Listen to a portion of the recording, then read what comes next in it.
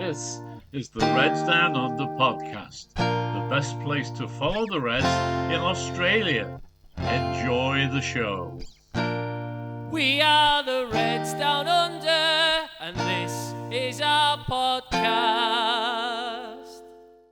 Hey everyone, this is Tom from Reds Down Under, and this is Tan. How you doing? Hi, good, thank you. How are you? Yeah, good.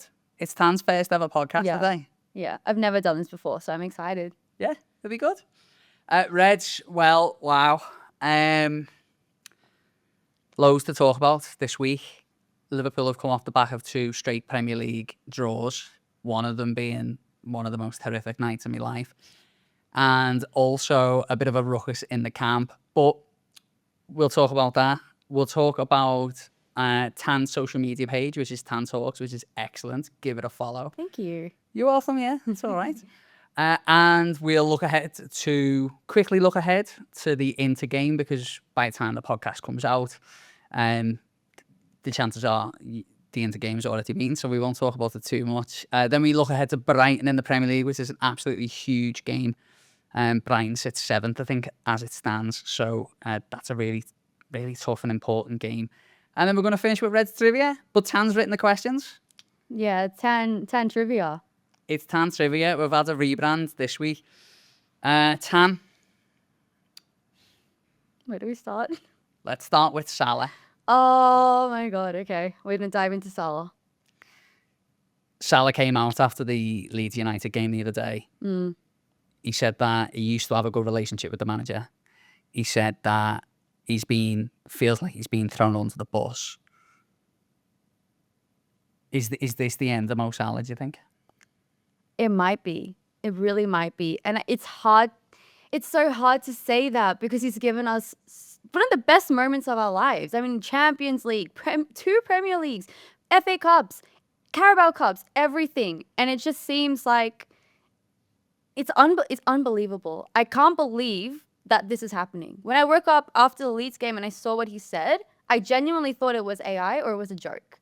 I thought, at first, right? Because I thought, Mo doesn't give these interviews. Mo's not the type of person. But then I realized, wait a second, when he was in the contract situation, he came out and said something. So I can't put words. I'm honestly scared that it might be the end of him. To be honest, mate, I think it'd be hard to come back from this. I think that Mo's played his card. I think that whatever's happened behind the scenes, either Mo's been agitating in training or whatever, or he said things in the dressing room, the manager's not happy. The manager's took him out the team, and to be honest with you, Arne Slot was under a bit of pressure to take Mo out the team. And at the start of the season, he carried on playing him. And a lot of the fans were saying take Mo out the team. And when he took him out against West Ham, I think a lot of fans were sort of happy in a way that Mo was out the team. But it wasn't like a flippant decision the manager made. He stuck with Mo Salah. I think the hand that Mo Salah's played is it's either the manager or me. Yeah. And I don't think it was the best hand to play. No, I agree. That wasn't the best hand. No. But it was like, when I seen it, like, my instant reaction was like, it was almost funny. It was like, we're laughable. Like, where is the standards of the football club gone? Because you can't have a star player coming out and saying like that. We're not Man United, mate. That's honestly the way that I thought about it. I was like, we're not Man United. We're not this sort of club. This doesn't happen. It's not normal. And like you said, he's positioned himself to say it's either Slot or me. That's not what Liverpool Football Club is about. That's not what we do. If anything, we've just come off a terrible game from Leeds where we've given a 3-2, turned to 3-3. Confidence is low. Motivation is low. They're again scratching their heads thinking, what do we have to do? Dom Szoboszlai came out with this interview saying, what stays in the dressing room stays in the dressing room. I think that's it. That's literally it. You don't go any further than that. And I don't know if he knew that Mo was going to do that or not. Like, we don't know, right? For Mo to then come out and say that, it's air our dirty laundry, and we don't do that. That's not what we do. So I found it very, very calculated from Mo, and we know Mo's calculated. He does not give these interviews like that. So honestly, I thought about the dressing room as well, and I thought, well, if Sobbo's gone and said this, and this has happened, imagine that bus ride back home. Imagine. There's no way that this is going to make anything better or more positive. And if anything, we've got a game coming up on Wednesday morning. How do we... Liverpool's going to have to go into PR damage now. Like, how do we come back from this in such a short time? We've already had so many setbacks. Reds, thanks so much for watching this podcast so far. We know it's hard out there at the minute, so thanks for continuing to support the podcast. We really do appreciate it. Check out the George Sephton podcast that we made. I think you'll love it. I've been so lucky in the last couple of weeks. I've got to interview Chris Kirkland, Abby Rubkin and George Sephton. So it's been great, and we plan to keep doing more and more cool stuff for you guys as well. Let's see what we've got coming up on the rest of the show. I'm going to go 3-2. 3-2. You know what? I like 3-2. I like 3-2. I would like a 3-0, but I'm going to go 3-2. I definitely think he should play Canate in the San Siro for his experience. But then I'd be looking at playing Joe Gomez against Brighton. Okay, and last one. Which Liverpool defender provided the assist for Mo Salah's first ever Premier League goal for the club? I think for me, it's difficult because Mo obviously has been such an important player. Yeah. He's been so important.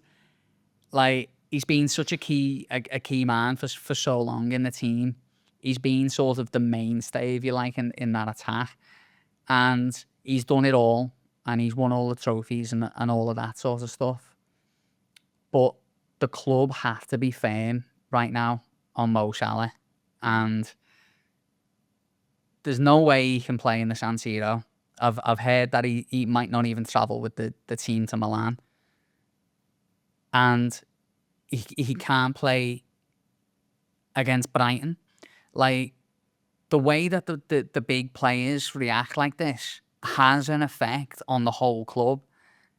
You know, he is influential in that dressing room. He has mates. He's got Szoboszlai. I know Szoboszlai is his mate.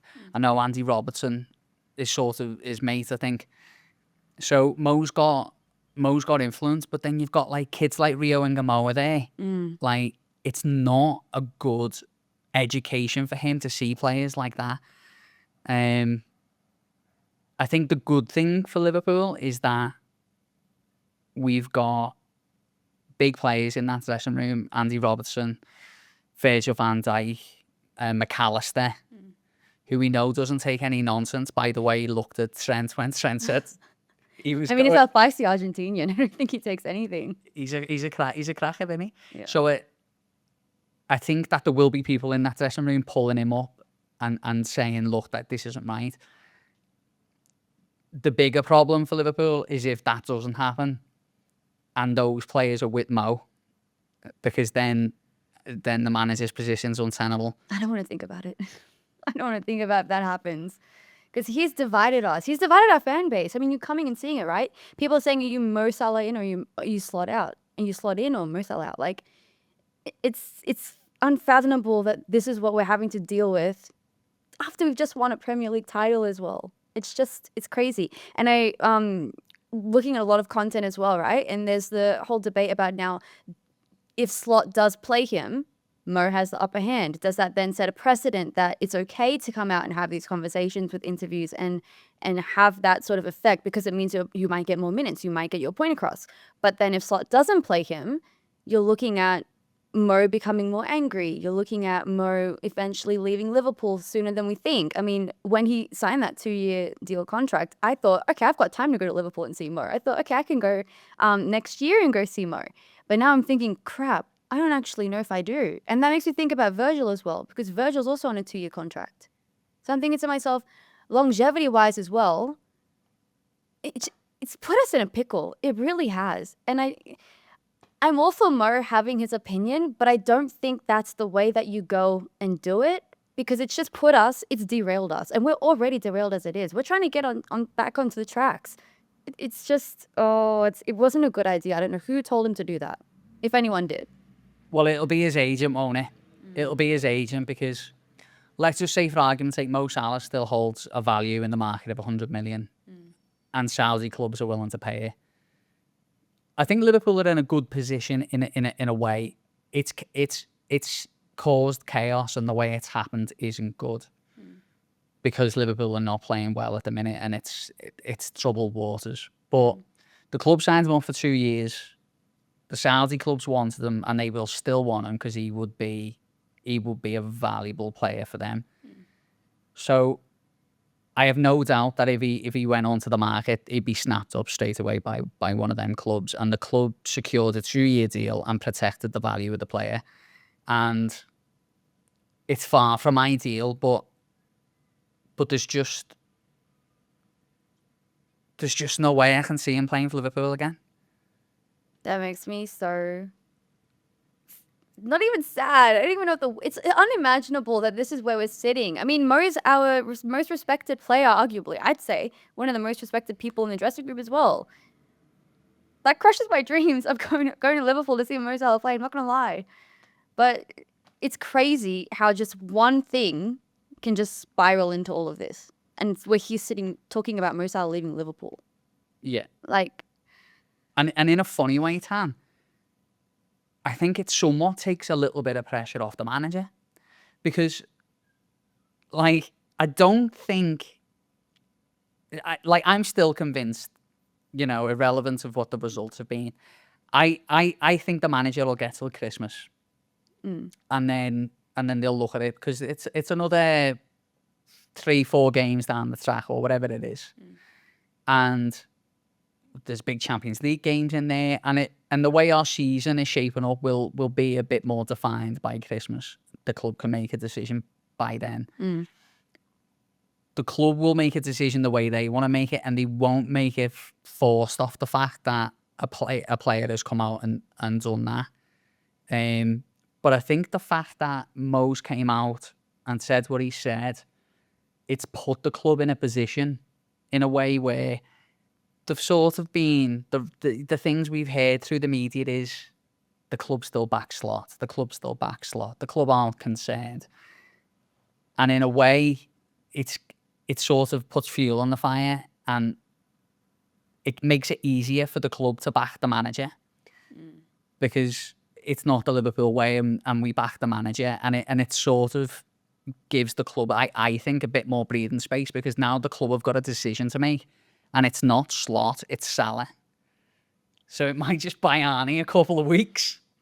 It might. Yeah, that's insane. It's insane. Look, it's divided a lot of people, right? Because everybody has been, not everybody, majority arguably been slot out, right? They've seen how we're playing. They've seen, Federico Chiesa's not getting his chance. Mo Salah's now come out.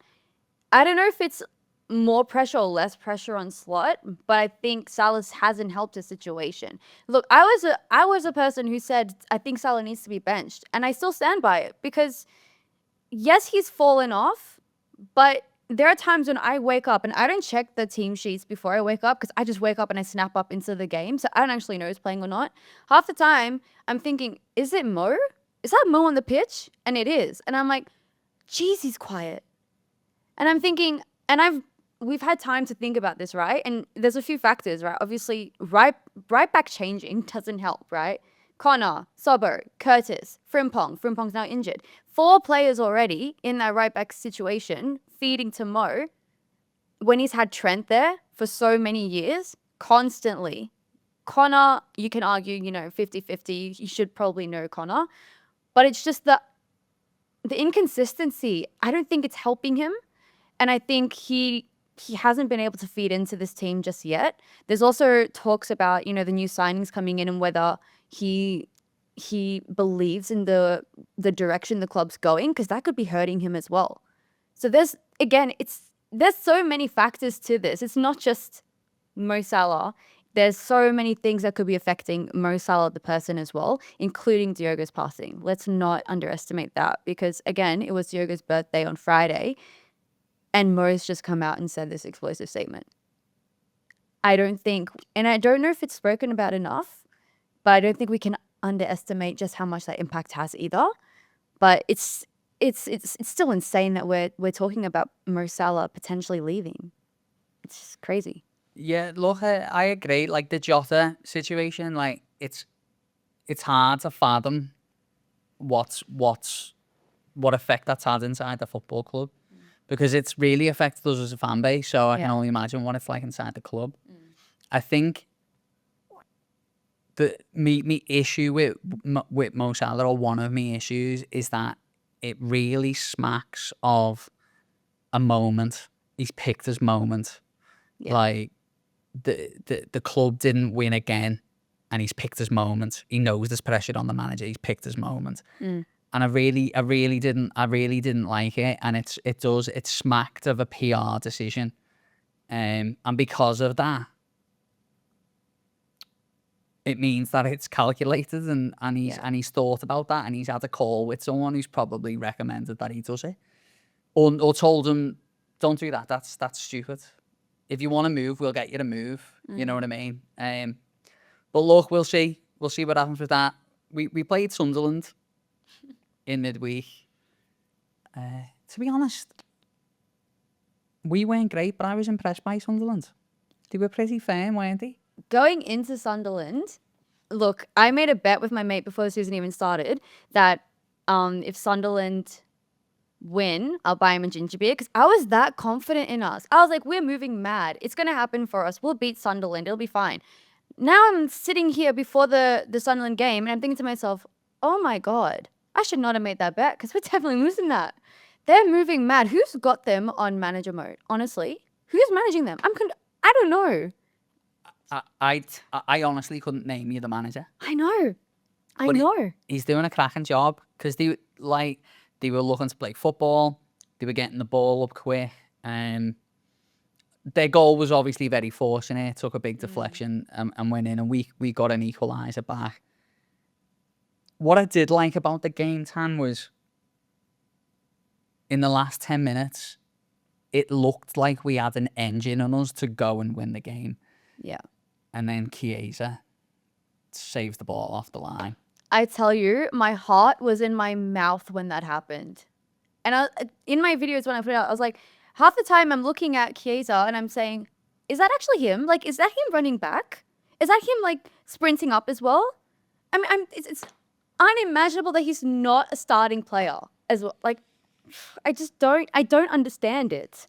There must be a reason, eh? Because when he plays, he looks great. So I don't know whether... I've been scratching my head trying to think of it. I'm thinking, like, is there a conspiracy theory that we don't know? Like, is there something with his health? Is there something that they just don't want to come out and say? Because at this point, look at what we're watching. He's given up. It's a World Cup year. He's given up his playing for his country to stay at Liverpool. And this is what the treatment he's getting. I don't know.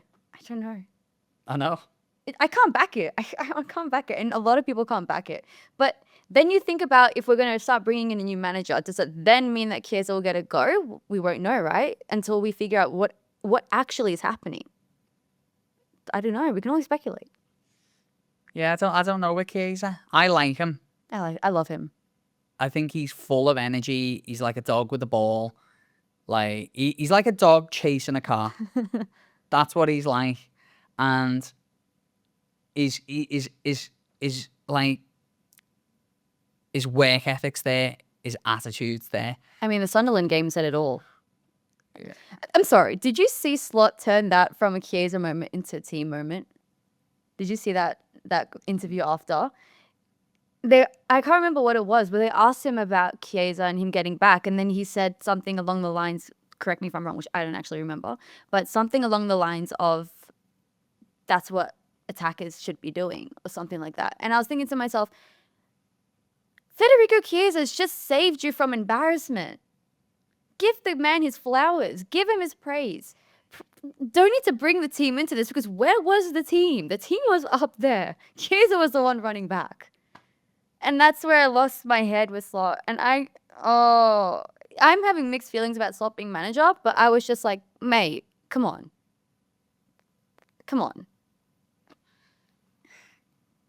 Yeah. Sums it up. It does. It's so confusing. But look, then we went to Ellen Road, and there was a chance to go level on points, I think, with 4 in the game. Now, we were going to be 5th when we were winning 2-0. But I think we were but I think we were level with fourth. Really? Yeah, so we would only be out by goal difference. And look, the first 2 goals, We were gifted them. Let's call it what it is. we were gifted them. I mean, Ekatike is an opportunist, isn't he? And he takes he chased the ball down with a high press. He wins the ball, and then for the goal, he gets in there and he gets close to the goalkeeper 2-0. That football match is done. Don't even have to debate. It's done. Pack up your bags, get out of there, go on the bus. Mo Salah probably doesn't give that interview. We're sitting here all happy, and we're talking about how Liverpool have found a way to win a game, and we're all in happy spirits. So then what happens next time I don't want to talk about it. is so last week we had a crazy moment where Virgil van Dijk handballed the ball in the box. He punched it. Proper like Top Gun volleyball beach scene, Tom Cruise shirt off, all that sort of caper. And then Kanate makes the most that he gives arguably the most stupidest pen away. I mean, I think he wanted to give a Christmas present. I just think he gave it a bit too, early, and it wasn't really needed. It was stupid. Seriously, where's the wrapping paper? Honestly, it was so bonkers. it was going out as well. Yeah. The angle was tight. There were 9 players in the box. What was the need? There was no need. But I think that's where we at with it. Is like confidence is so low. Everyone's second guessing everything. No one's playing on instinct. And Kanate makes that foul, and it's bonkers to say this, but I was sitting there laughing. Oh, me too. Me too. Like I was literally laughing to myself watching it. At what time was that? 5:30 in the morning. Yeah. I couldn't believe it. Yeah. I was like, that's bonkers. The pen goes in. Then they get a second goal quickly after because our heads have gone. Szoboszlai scores a good goal and a good team goal. My Sobo, honestly, he's the only player this season who can hold his head high. Yeah, he's been brilliant. Honestly. He's been absolutely brilliant.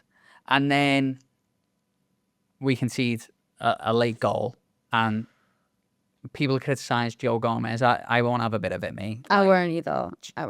Joe had to put the ball somewhere. He put it out of play. And we didn't deal with the set piece again. So an opportunity lost. But you know what I will say? Okay. Are you ready for some optimism? I'm optimistic as well, so yeah, You ready? let's take it. Are you ready? Yeah. Liverpool are unbeaten in 3 Premier League games. Up the Reds. The Reds have stopped the rot, and we are climbing our way back slowly but surely up the mountain.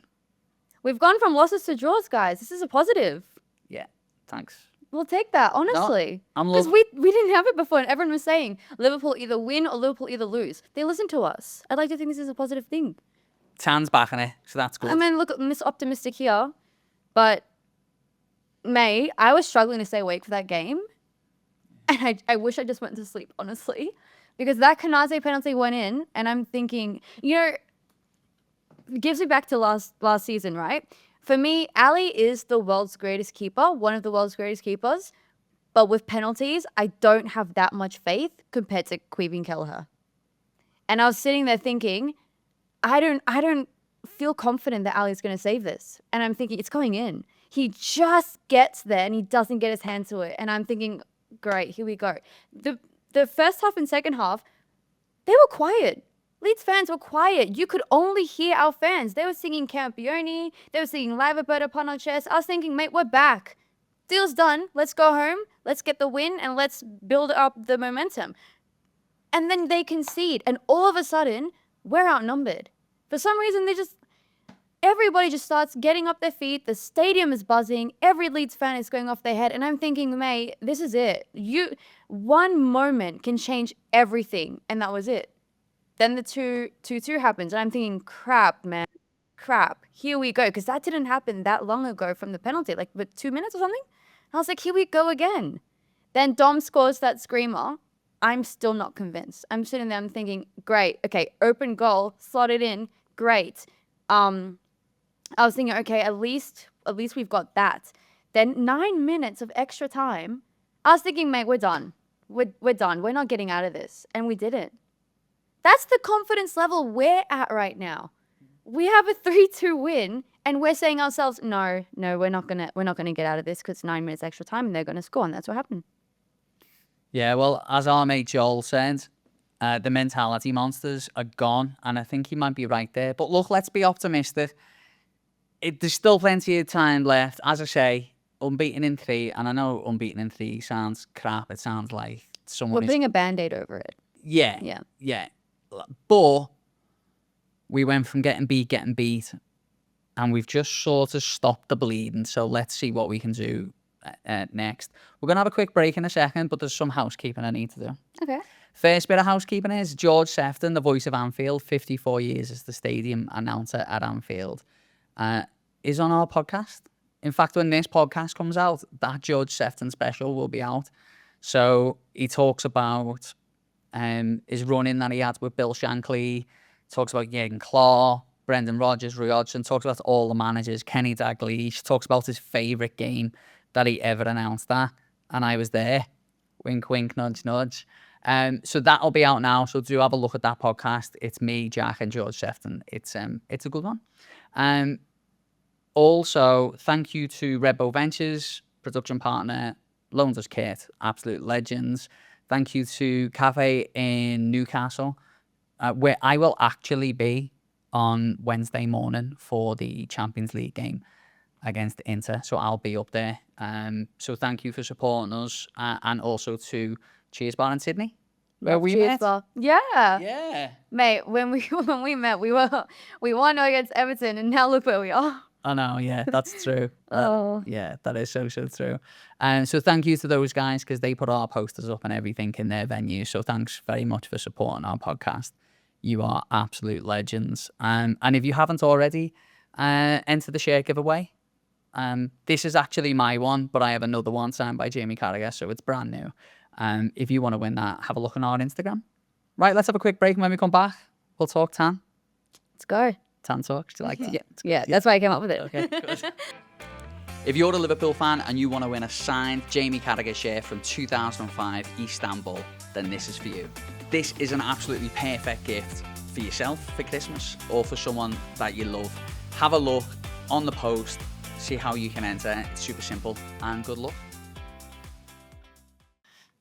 Reds, we're back. We are back. What are you having? I've made myself a coffee. What type? Is it just normal? Just a little espresso. Fair. Little espresso. We need it after all the waking up we've been doing. So I've got bags under my eyes. I'm waking up early for Liverpool games. Bags on my eyes are real, guys. I know, it's hard as well. It's hard. It's hard. But we move on. Tan, you've got a page called Tan Talks. Yeah. Tell us about the page for people who haven't seen it. So you'll have the TikTok version of me, then you'll have the Instagram version of me, because I have a degree in marketing. Not that I'm really using it right now for my work, but I like to think I use it for social media. But the TikTok ones is mostly, I have a lot more fun with TikTok than I do with Instagram, because I think TikTok, it's a lot more free content. So you can literally just make a video about anything, and the engagement will be somewhat okay, but it's fun for me to kind of experiment with. Instagram, I feel, is a little bit more of a professional platform, but I'm just playing around with it, really. And so the idea came about August when I was at the Ultra Football Liverpool kit launch for the new kits, and I was interviewing Adamo, Sam, and Matt Yerman, and I had nothing prepared, literally nothing. They were just like, "You're just going to be on camera asking people questions." I'm like, "Sweet, I'll just wing it." And somehow I ended up winging it, and they were like, "You're actually really good at this." And I was like, "Oh, damn, okay. Fair, boss, I'll do that." Yeah, and so now I'm just trying to figure out what I'm doing content-wise and where I'm going. But it's been amazing to just start in the sports industry and start in the football industry as well, and just see the amount of opportunities you can get, and even networking. Like for me, I've always just been an anxious person with networking, just because I associate it with a higher degree level of people, if that makes sense, like professional wise. And am not there yet. So again, you get a little bit of imposter syndrome. But the biggest opportunity I got was for the United by Football charity match run by the guys who do the podcast for UBF. They're so nice. And there was all these content creators there. Sam Yeoman was there. Adamo was there. And meeting those people, like, it really opened my eyes to the sports industry in Australia and just like how communal it is and just how everybody really looks out for each other. And that really made me more motivated to stay in doing content because I thought, you know, you hear about all these stories where people kind of just pit each other against each other because there's so many things available and everybody just wants it. But it really opened my eyes to say, I actually really like this element. And I never really considered doing sports at all, even anything remotely sports. I was just kind of trying to figure out where I wanted to go and how far it could take me, especially with loving Liverpool too. When I first thought about the idea, I thought maybe I'll do, you know, just a Liverpool-based one, but I just loved sport in general. So I thought, you know, I'll give it a crack. So yeah, that's how the idea came and that's where I am now. It's a good it's a good idea. It's a good idea. I've been following you for a couple of months. I think probably from when maybe when you did the ultra football, I think was the first I'd seen. That was the first thing I ever did. Which is awesome. Yeah. I've been doing this for 10 years now and I still haven't got the hang of it, like, so. No, are you kidding? Come on. No, honestly, like, to even be here with you, it's honestly like the amazing opportunity for me because I never thought I'd be here, especially talking to you, hearing your podcast, seeing what you do and meeting you in Cheersborough as well. Like, don't underestimate what you do, mate. Like, don't. Stop it. No, You're gonna make me honestly. blush. No, honestly. No, look, I appreciate it. I appreciate it. Like, I love it. And one of the things we talk about, you know, you're talking about, you know, people in sport that they really push each other here. And that's what I found as well. Like when we got going, you know, we had a lot of help from other content creators, and that's sort of like part of our ethos. Yeah. So when we talk, me and the lads have got a group chat and we sort stuff out for the podcast, and we talk about collaboration all the time. Yeah. It's like, right, like who can we get on? Who's doing good stuff? Let's get them on. So, but just keep kicking on with it, mate. Yeah. But for people at home, Tan Talks, Thank you. have a look at it. It's a great page, and it's only gonna go. It's gonna go gangbusters at some point. So get in, while she's not charging you. We're manifesting positive things. Yeah, Bring it to the universe. Manifesting positive things. Liverpool are back, and Tan Talks is gonna take over the world. Yeah. It's true. Let's look ahead quickly, and we won't go into this game too much. Liverpool go to the San Siro in the Champions League. By the time people see this, there's a fair chance they've already watched the game. And Let's just hope we've won. We're going to win. We're going to beat them in San Siro and everything's going to change for us and we'll be positive. Yeah. It's going to be... What scores are going to be? I'm going to go 3-2. 3-2. You know what? I like 3-2. I like 3-2. I would like a 3-0, but I'm going to go 3-2. I'm going to say 1-0. You reckon we'll get a penalty or you reckon we'll concede a penalty? That's the question. I think Canate will score a header from a free kick. Will that put the Band-Aid over the Leeds game for you? Yeah. If it works, it works. That'll do for me. Yeah. Canate, sign your contract, lads. Like, Do you actually want him to? Yeah, 100%. You know what, though? I found it... I'm sitting in a movie watching Wicked or whatever movie it was, and then all of a sudden I see this report come in that says Real Madrid no longer want to proceed with Canate. And I thought to myself, what a surprise. In the most sarcastic way ever. He's been shocking. But I still believe that once he gets his head right, he will once again go into that position as one of the top centre-halves in the Premier League. Like, he's got the quality. His head is gone at the minute. It happens to players at different times. And what Liverpool sort of need to remember, I think Liverpool fans need to remember, is at the start of the season, he was brilliant and we were winning games and Real Madrid were interested in this and contract and that. And he's still the same guy. He is just having an absolute nightmare at the minute.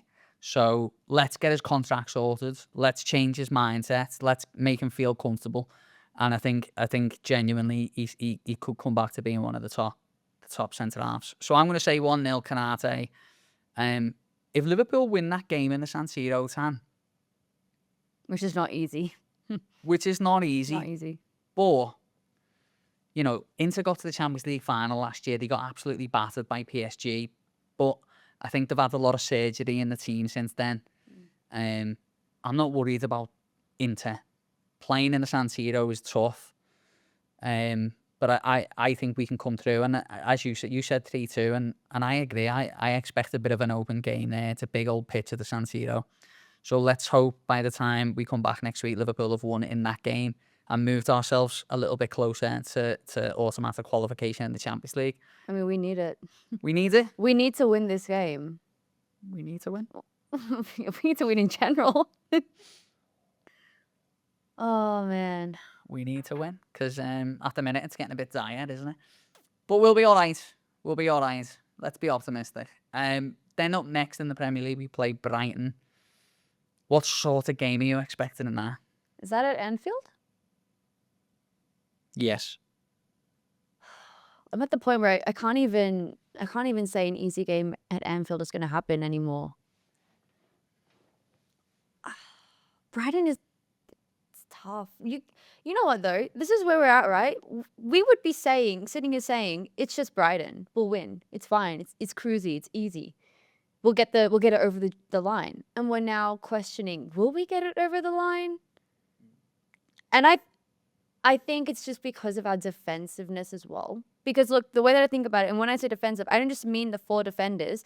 I think it's every single defensive structure that we have. It's just not clicking. It's not there. And that's, we've given teams the blueprint on how to beat us in many different game plans now. And that's the problem that Slot has. He needs to figure it out, especially against Brighton.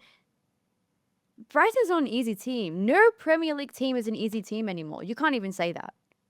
You really can't. Whether it's Man City, whether it's Arsenal, whether it's Man City versus Leeds or whatever, no team is easy and you never know what team is going to show up. On paper, you know, we should be winning Brighton. On form, again, I'm trying to be optimistic. But every time a goal goes in, my heart sinks and I just lose that little bit of we can do this. So I'm turning pessimistic. Liverpool, you're turning me pessimistic and I'm an optimistic person, okay? Well, James Milner's on his way back, isn't he? That was hard for me. I struggled saying that. James Milner, obviously he wears the number 20 now. He'll be back. I don't know if he's fit actually. But it'll be good to see him around the place. We could do with a couple more players at the moment like James Milner. Imagine a James Milner and Mo Salah conversation. Just imagine. Yeah, James Milner drinking a pint of milk or something. You know, sort yourself out, lad. But Brighton are a threat. Obviously, they got Danny Welbeck up front, who sort of is getting better with age. They've got Minter and who's the lad on the left wing?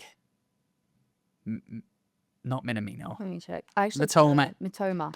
Both very, very quick boys, and a lot of their threat is going to be in those wide areas. I think it's a big game. I think if Liverpool go and win that game, I think it's a big game for probably Conor Bradley and a big game for Kerkez as well. You reckon Kerkez will play or do you reckon Robbo? I would go Kerkez because of the pace. Would you go Robbo? Again, pace versus stability. It's because Brighton do have fast-paced players, like you said, down the wings. It's going to be a battle. You would back Kerkez, but the challenges that Kerkez can put in, which we've seen, can land him in trouble. So it's about, if we play Kerkez, can he keep his head on those challenges? Because we've seen him go slide tackle, go aggressive, every single time go to the ground. We don't need that all the time. So maybe, again, it depends on the team as well. Maybe we need an Andy Robbo to just have a clear head, get those crosses in, run up the wing if he has to for attack and figure it out. I would go Robbo for that reason, just because I want to play devil's advocate a little bit. But I would go Robbo for that reason because I think given given mistakes that are happening right now and confidence levels, maybe you have a Robbo in there.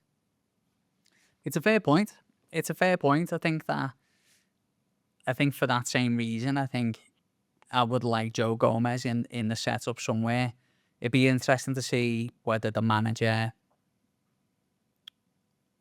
would maybe go Joey Gomez at centre back with Virgil van Dijk. That's what I was thinking, because there's been people talking about, okay, well, and again, with Mo being benched, right? Everyone's asking, well, why isn't Konate being benched? You know, why isn't Van Dijk being benched? And when he had that volleyball hand, I was actually thinking, why isn't Virgil benched? And that's insane. That's our captain. We don't speak about Virgil like that. He is the main man. But then you look at the bench, you see Endo, you see Gomez, Robbo, like the options are bare. They don't give longevity. Yeah, and I was saying this to my dad this week. We were talking, and I said to my dad, we were talking about Konate, and I said, I wonder if the club have a kid coming through, and I don't really know too much about like the under-20s and stuff, to be fair. So I don't know who we've got in that roster, but I don't know if we've got a kid in there who's 18, chomping at the bit. He'd love to come into the first team.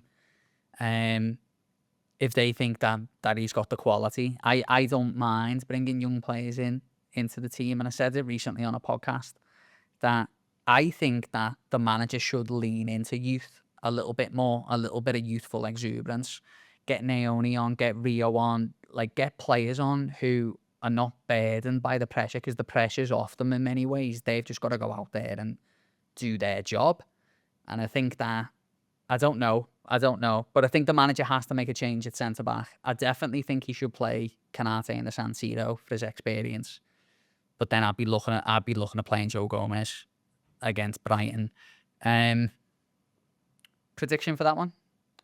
Before that, with the youth aspect, given the form that we're in right now and the problems that we're having, I don't think it's wise to play or bring a youth up right now.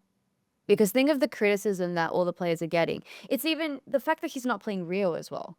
Forget about Chiesa for now. Imagine he's not playing Rio. Rio's been brought up to the first team, but for what reason is he being brought up to the first team if you're not going to play him? He might as well be playing with the under 18s. He might as well be getting that experience with them, form that team, at least get some game experience. So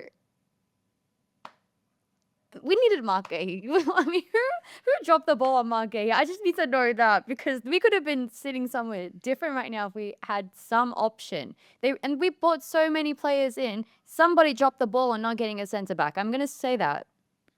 Yeah, they definitely dropped the ball getting a centre back. But this is the club's mentality, isn't it? Is we will sign the player at the right price at the right time, and that's the way they work. And I like that about the club in many ways. I think the fact Leone got injured was really unfortunate. Unfortunate. You can't.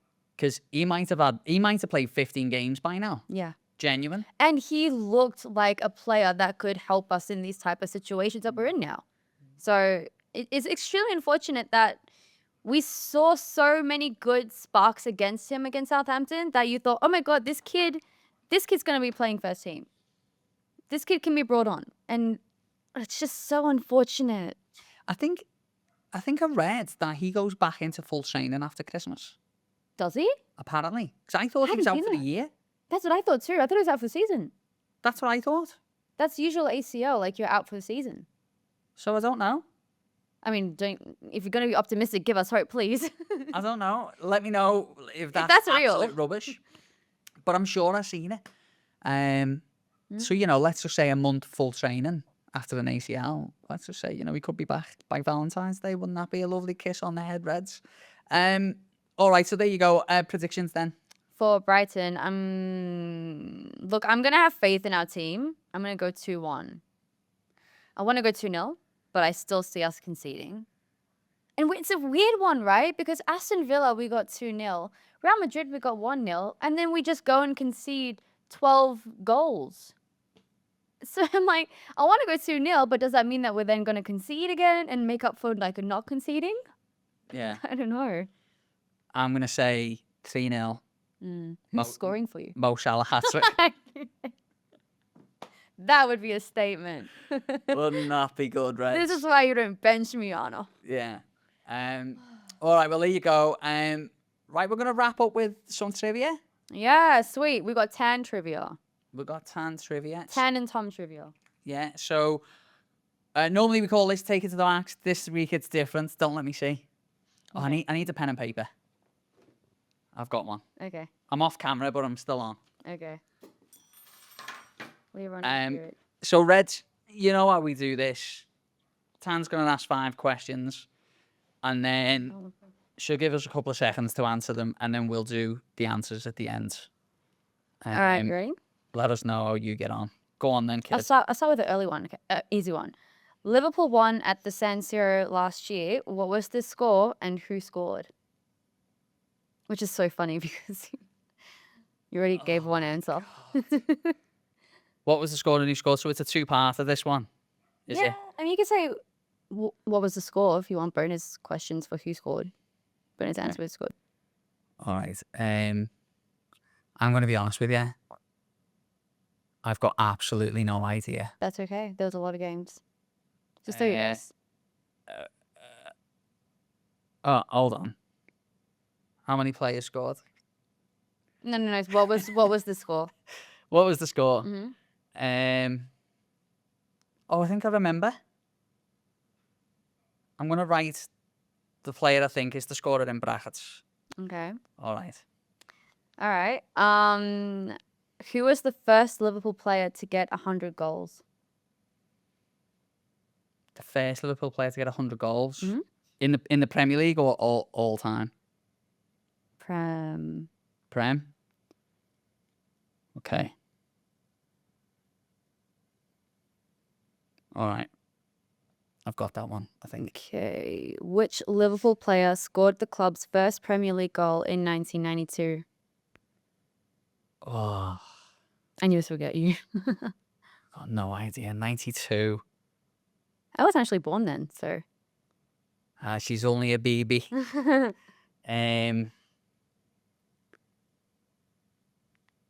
Oh God, I really don't know. I'm trying to think. All right, I've got an answer. I'm not confident though. It's okay. In the 2005 Champions League final, which Liverpool midfielder completed the most tackles during the match? Which Liverpool midfielder completed the most tackles? So who did we start with? We started with Kuhl. He only lasted 5 minutes, didn't he? All right. I've got me. Okay, and last one. Which Liverpool defender provided the assist for Mo Salah's first ever Premier League goal for the club? Which defender? No. Yeah, which Liverpool defender provided the assist for Mo Salah's first ever Premier League goal for the club? I've got a feeling about this one.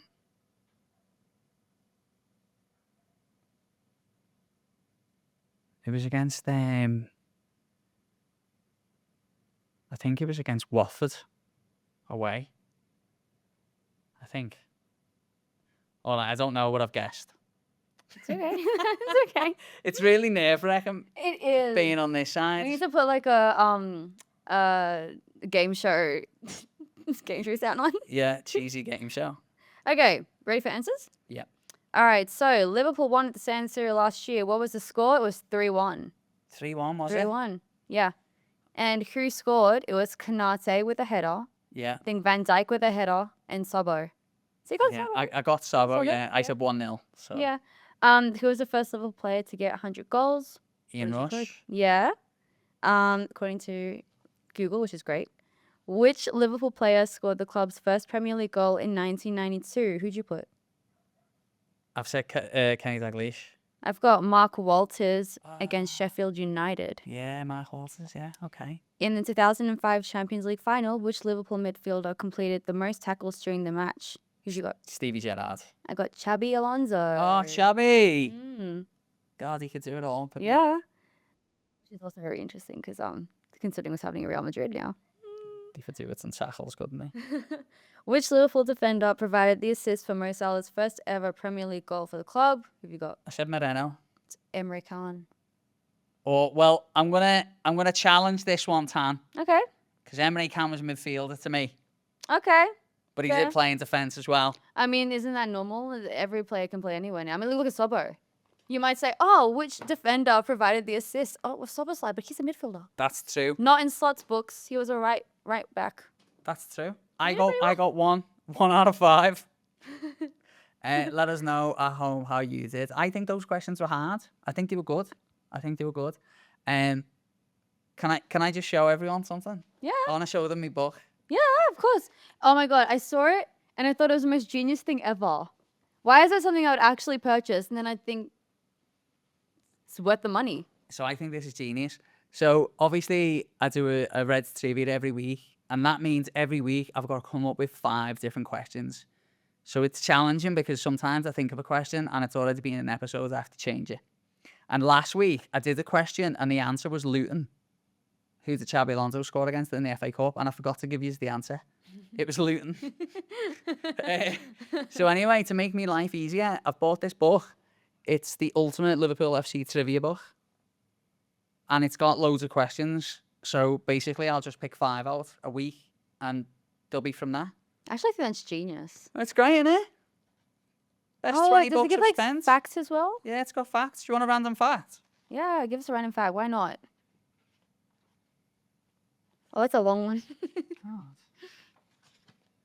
Did you know Roger Hunt is the current top goal scorer in league games for the club with 244 of them under his belt in just 404 games? Before we go, Tan, I'd love to talk to you about something, Okay. because a couple of years ago, I got Matilda's fever, right? Oh. So we went to 2 of the Matilda's games. The World Cup? Yeah. Yeah. And then we went the final as well. Obviously, the girls never made it to the final. The Women's Asia Cup's coming to Australian Yeah. shores. Are you buzzing? I'm going to be volunteering, man. I mean, oh, I can't believe I actually got in because you had to go through a whole interview process and everything as well. And I heard like crazy numbers, like 2,000 people applied and everything. And I was just like, oh my God, this is crazy. And I was like, you know what, just go for it anyway. Just go for it anyway. So I went for fan engagement.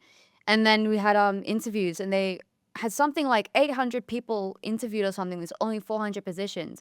And people I know, because I'm also volunteering for the season at Sydney FC, so people I know were like, oh, we didn't get in and things. And they thought maybe it's because they were volunteering for Sydney FC. So I was like, oh no, that might mean I might not get in. So I'm like, okay, well, you know what? We tried. It is what it is. And then I was driving from Macquarie with my mum, and I wasn't, looking at my phone while I was driving, but I got home and I saw they were asking for some form thing, and I was like, does that mean I got in?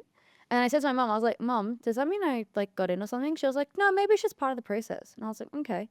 And then it's I think it's either before a Liverpool game or something, and I go on my phone and I see like, congratulations, you've been accepted. And I was like, oh my God, I lost my shibbit. I lost my shibbit. I was like, is this real? This is what I'm saying though. Like, starting sport and everything, like, it's wild to me that September and August, I was in a completely different place, and now I'm sitting in December, I'm getting all these opportunities, and it's just like, how does it even happen? And honestly, like, if I can give anybody advice, and it's crazy because I was also receiving the same advice, it's like, whoa, and a bit freaky, and it can be, but literally just talk to people, put yourself out there, email the club that you want to volunteer for or work for, talk to them. I promise you, the worst thing they can say is not now. And that's okay, because I'm a big believer in timing, and I'm a big believer in, if you want something, you really got to go for it. And I created a vision board, and it's actually insane that like I'm actually living out my vision board right now. It's crazy. So that's the best piece of advice I could give you guys if you do want to. And I promise you, from my experience so far, they're one of the best people you're gonna meet, and they genuinely are people that will back you and people that will support you. I mean, I remember watching Adamo when he was when he went to Anfield on Optus Sport. I was watching him on a live stream. He didn't know who I was. I was just like, I would love to do that one day. And then fast forward to August, I'm interviewing him on camera and I'm meeting him. It's crazy. It's actually crazy. Like watching Claude Fabiano on Optus Sport and seeing him do the recaps and stuff. And then all of a sudden I'm interviewing him at a UBF charity football match. Like, it's crazy how fast things can go. So trust me, if there's something that you really want to do, just do it. Just do it. Do it with a clear mind. Do it with a clear heart. Don't expect anything in return. Just keep going and you'll find that people will back you. Reach out to me if you want. I mean, I'm still pretty new and we're still figuring things out, but that's the best thing I could tell you guys. It's great advice. It's great advice. And before we get going off into the abyss, there's a couple of things I'd like to say. The first thing is that you guys spoke and we listened. So we asked people if they want a chat community. And it was just overwhelming yes. People do want a chat community, a Reds Down Under chat community. So we are actively looking at different apps and different things and working out different ways that we can give you guys a chat community. And of course, we'll be in it as well. That's the first one. The second one is I keep getting messages from people saying, where can I get the merch? So our Reds Down Under t-shirts. And at the minute, they can't. So again, we're looking at suppliers, we're looking at ways of how we can do it and working out all of that sort of stuff as well. So thanks for your messages. And when I say we're looking at it, we are looking at it. So bear with us and we'll get it to you. And when you finish this podcast, go and watch George Sephton podcast. It's great. I'm looking forward to it, actually. It's great, man. I'm excited for that one. That'll be really good. It's a good one. It's a good one. And if you haven't seen it, go back and watch Chris Kirkland because he's one of my idols and it was a really interesting podcast. He talks about his time at Liverpool and his battles with mental health. Absolute legend. And the very last thing you should do is message a mate, reach out to someone you haven't spoke to in a while, and just say, how are you going? What's new? How's work going, mate? Have you seen the Reds? What's Canate doing? Text them whatever you want, but reach out to them and say hello, because sometimes when you're having a bad day, getting a message from a mate can make all the difference. And trust me, I know. Tan, thanks very much for coming on. Thank you for having me. Anytime, you are welcome. Anytime. Thank you. Up the Reds. Up the Reds. Hopefully we've won by now. Reds, thank you so much for watching the podcast. I know it's tough at the minute, but don't worry. At the end of the storm, there'll be a golden sky. Don't forget to subscribe and don't forget to have a look at that George Sephton podcast. Thank you so much for supporting us and backing us and following us. We're going to keep going with this podcast no matter what happens with those tricky Reds.